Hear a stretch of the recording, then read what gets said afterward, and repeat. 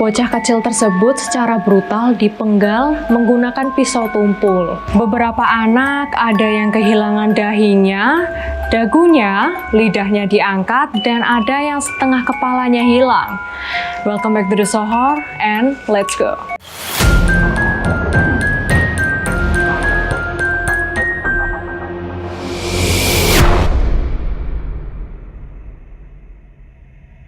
Halo guys, welcome back to the Soberia. Hari ini aku akan membahas urban legend Jepang lagi, yaitu Kagome Kagome. Kagome Kagome adalah permainan anak-anak dari Jepang. Tetapi ada cerita yang sangat mengerikan nih di balik permainan ini guys. Oke, sebelum videonya mulai, pastikan dulu kalian udah subscribe channel ini ya guys. Aku tungguin loh. Kagome Kagome adalah permainan di Jepang yang dimainkan oleh anak-anak.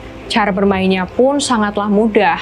Anak-anak yang bermain Kagome Kagome akan membuat lingkaran dan bernyanyi sambil berjalan bergandengan tangan. Mereka akan melingkari seorang anak yang sedang menjadi oni atau iblis. Gak lupa, mereka juga akan menyanyikan nyanyian Kagome Kagome. Mereka akan terus berputar hingga nyanyian Kagome Kagome selesai. Lirik lagu yang dinyanyikan terdengar sedikit aneh nih guys. Anak yang menjadi oni duduk mendekam di tengah di lingkaran sambil menutup mata dengan tangannya. Ketika lagu selesai dinyanyikan, anak itu harus menebak nih nama anak yang persis berada di belakangnya dia. Anak yang namanya berhasil ditebak akan menjadi oni selanjutnya. Jika salah, anak itu akan terus berada di tengah menjadi oni atau iblis itu. Sekilas, permainan ini sebenarnya nggak begitu menyeramkan jika kita nggak tahu lagu dan lirik dari nyanyian Kagome Kagome. Lirik lagunya juga begitu misterius, membuat permainan ini menjadi menyeramkan. Oke, sekarang kita simak dulu ya nyanyian Kagome Kagome-nya.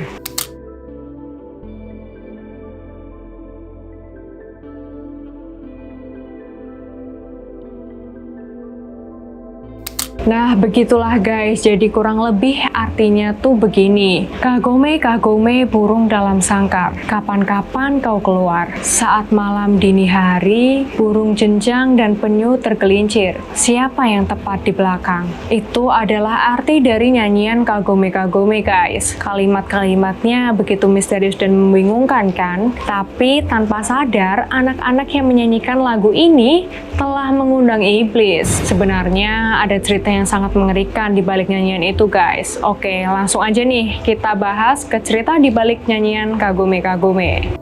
Salah satu kisah tragis yang berkaitan dengan lagu ini adalah kisah anak-anak dari panti asuhan yang berada di Jepang yang menjadi objek eksperimen berbahaya para ilmuwan Nazi dari Jerman. Eksperimen ini dilangsungkan pada tahun 1942.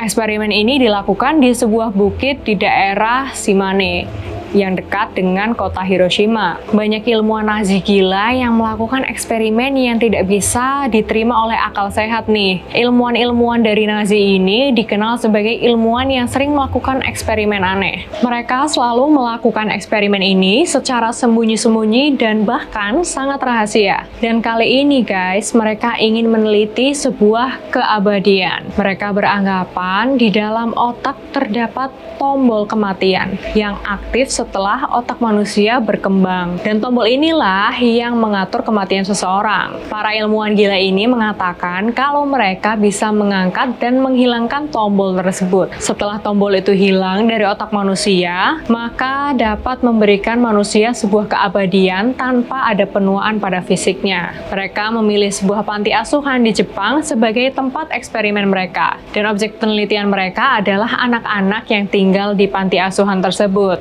Nah, sebelum anak-anak diteliti, mereka akan melalui sebuah tes psikologi dan mendapat banyak imunisasi agar terhindar dari cacat. Sebelum mereka meneliti anak-anak, ilmuwan gila ini lebih dulu membedah salah satu staf panti. Mereka melakukan ini untuk mencari tahu nih perbedaan antara otak manusia dewasa dan anak-anak, sambil mencari tombol kematian tersebut agar dapat memulai eksperimen gila mereka. Nah, korban pertama dari eksperimen tersebut adalah anak anak yang paling tinggi di antara semua anak di panti tersebut. Mereka mulai membelah kepala anak itu dan mulai mencari tombol kematiannya. Setelah mendapatkan tombol itu, para ilmuwan gila menutup kepala anak tersebut. Tapi, anak tersebut justru tewas mengerikan nih guys. Mayatnya aja dibuang begitu aja di hutan belakang panti asuhan tersebut. Para ilmuwan itu merasa sudah gagal nih melakukan eksperimen pertama mereka. Bukan karena sudah membunuh seseorang anak yang nggak tahu apa-apa, para ilmuwan gila ini nggak menyerah begitu aja nih terhadap eksperimen gila terhadap anak-anak ini. Mereka memulai eksperimen kedua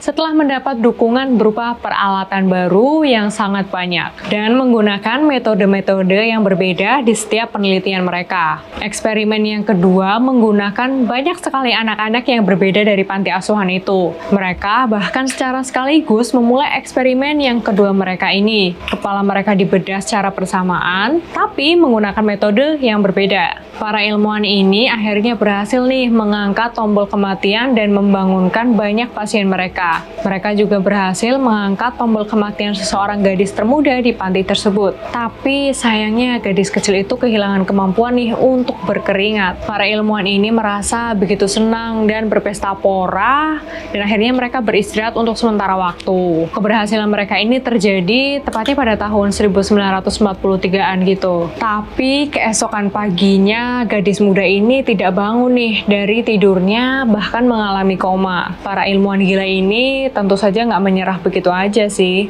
Beberapa saat kemudian, entah dengan metode apa, mereka berhasil membangunkannya kembali dan eksperimen gila ini pun akan terus berlanjut. Kali ini eksperimen gila yang akan dilakukan ini berbeda lagi. Mereka berencana untuk mengamputasi tangan dari salah satu anak dan menggantinya dengan tangan buatan yang rencananya akan dikirim dari Moskow, Rusia. Mereka memilih salah satu anak perempuan dan mengamputasi tangan mereka begitu saja. Tetapi tangan buatan tersebut ternyata tak kunjung datang nih, dan anak perempuan itu akhirnya hidup dengan satu tangan saja. Di antara banyaknya kelinci percobaan, ada salah satu anak panti yang tidak menyukai eksperimen tersebut dan mulai melakukan pemberontakan. Anak ini sadar kalau eksperimen gila ini berusaha untuk membuat hidupnya menjadi cacat, atau yang paling parah, kematian bahkan sudah ada di depan mereka. Ia mencuri, menghancurkan catatan, peralatan, dan merusak ruangan penelitian mereka. Anak itu beranggapan kalau ruangannya sudah rusak, maka eksperimen gila ini tentunya akan berhenti kan? Tapi kenyataannya nggak seperti itu. Salah satu ilmuwan senior begitu membencinya, tapi mereka tidak melakukan apapun agar tidak menimbulkan kecurigaan. Karena eksperimen mereka sangatlah tertutup dan sangat rahasia. Ilmuwan senior itu menyuruh tentara Nazi untuk menghabisinya guys. Bocah kecil tersebut secara brutal dipenggal menggunakan pisau tumpul. Dan parahnya, mayatnya tidak dikubur guys, melainkan dibuang begitu saja di hutan belakang panti asuhan tersebut. Kemudian, agar tidak menimbulkan kepanikan, para tentara mengatakan kepada seluruh anak-anak bahwa ia telah menemukan keluarga yang baru. Para ilmuwan itu mendapatkan sedikit kesulitan nih, karena catatan dan juga ruangan sudah rusak kan tadi. Tetapi ilmuwan gila itu tetap terus melanjutkan eksperimen ini. Objek para ilmuwan gila itu adalah anak-anak yang sudah dibedah untuk mencoba metode baru mereka. Sebenarnya ini terbilang sangat mengerikan dan juga sangat menyedihkan, karena tidak satu pun dari mereka yang berhasil selamat. Beberapa anak ada yang kehilangan dahinya, dagunya, lidahnya diangkat, dan ada yang setengah kepalanya hilang. Tragisnya, semua percobaan ini tanpa menggunakan obat bius loh terlebih dahulu. Jadi mereka selama masa dibedah, mereka akan sadar dan merasakan sakit yang sangat luar biasa. Badan mereka dipotong. Bayangkan aja nih guys, gimana sih kira-kira rasa sakit yang dialami oleh mereka dan bagaimana jerit kesakitan mereka. Gila, anak-anak ini harus merasakan sakit yang luar biasa loh. Dan mengejutkannya, mereka semua selamat dan bahkan bertahan setelah melewati masa-masa yang brutal itu. Para ilmuwan menganggap kalau eksperimen mereka ini hampir berhasil. Hal Hal ini dikarenakan banyak anak-anak yang masih hidup. Mereka percaya kalau tombol kematian itu sudah mereka singkirkan dari otak anak-anak itu. Saat eksperimen itu sedang berjalan, beberapa ilmuwan diperintahkan untuk melihat kondisi dan sikap anak-anak yang masih bertahan. Disinilah hal-hal aneh mulai terjadi. Awalnya mereka terlihat normal-normal aja guys, seperti anak-anak pada umumnya. Mereka bermain dengan ceria, berjalan dengan normal, tapi jika mereka terpisah dengan kelompoknya, mereka tuh kayak hilang, mondar-mandir nggak jelas, terus senyumnya kosong di wajah mereka. Mereka juga selalu menatap siapapun dengan tatapan yang mengerikan. Bahkan jika didekati dari belakang, mereka akan berbalik dengan cepat seperti kilat, dan beberapa saat kita dapat melihat nih ekspresi yang jahat dari wajah mereka yang akan membuat kita gemetar dong. Seorang ilmuwan yang melihat sosok asing di sana, rambutnya agak kemerahan. Sosok ini selalu mengikuti seorang ilmuwan. Kayaknya sosok ini bisa dibilang seperti hantu yang hanya mengikuti langkah kaki ilmuwan tersebut. Ilmuwan itu kemudian bertanya kepada penjaga dengan ciri-ciri yang dia lihat tadi. Penjaga pun kebingungan dan menjawab tidak ada nih orang yang atau anak dengan ciri-ciri seperti yang disebutkan tadi. Kemudian anak-anak di sana bermain kagome-kagome dan anak misterius itu berada di tengah yang menjadi Oni atau iblisnya. Anak-anak itu bermain dengan tatapan yang kosong dan mereka bermain dengan sosok iblis yang menyerupai seorang anak kecil. Disinilah pertama kalinya permainan kagome-kagome dimainkan. Salah satu anak di sana bahkan pernah bertanya nih kepada seorang ilmuwan di sana, "Kapan nenekmu mati? Apa benar dia meninggalkanmu sebuah jam tangan yang berlapis emas?" Ilmuwan itu kaget dengan pertanyaan anak itu. Akhir dari eksperimen ini terjadi pada awal tahun 1945, tepatnya saat Hiroshima dibombardir sekutu dan Jerman terkena denda. Eksperimen itu pun akhirnya dihentikan, dan orang-orang Jerman itu mulai membereskan alat-alat mereka. Sebagian dari mereka sudah ada yang pulang dikarenakan tekanan mental yang hampir membuat mereka gila guys. Mereka tidak kuat menghadapi sikap anak-anak tersebut hingga mental mereka tertekan dengan hebatnya. Beberapa ilmuwan dipulangkan lebih dulu dan hanya tersisa 4 orang ilmuwan.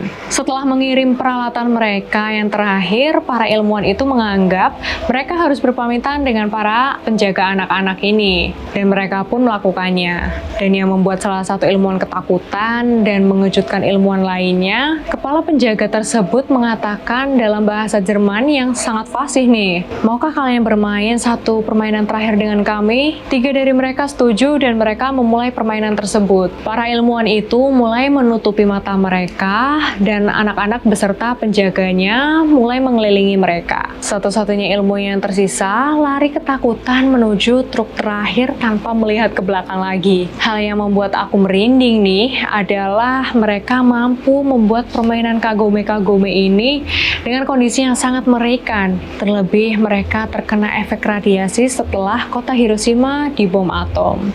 Oke guys, itu adalah kisah mengerikan di balik permainan kagome-kagome. Gimana menurut kalian? Komen di bawah ya kalau kalian suka dengan video ini. Dan ekspresikan suka kalian dengan menekan tombol like di video ini. Share juga ke teman-teman kalian supaya bisa enjoy video ini bersama teman-teman. Oke guys, sekian cerita ini berakhir. Aku Indri Hanhan pamit undur diri. See you in the next video.